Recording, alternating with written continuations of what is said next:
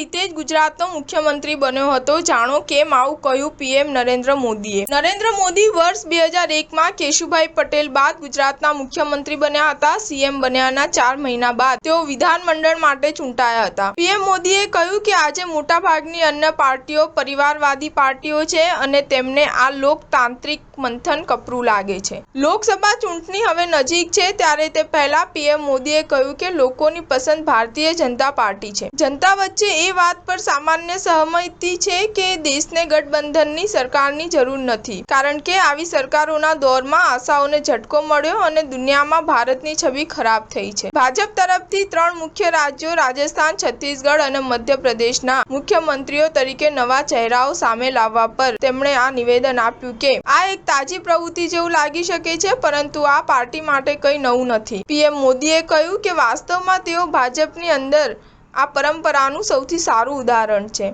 મોદીએ કહ્યું કે જ્યારે તેઓ ભાજપના મુખ્યમંત્રી બન્યા તો તેમની પાસે કોઈ અનુભવ નહોતો અને તેઓ વિધાનસભા માટે પણ ચૂંટાયા નહોતા।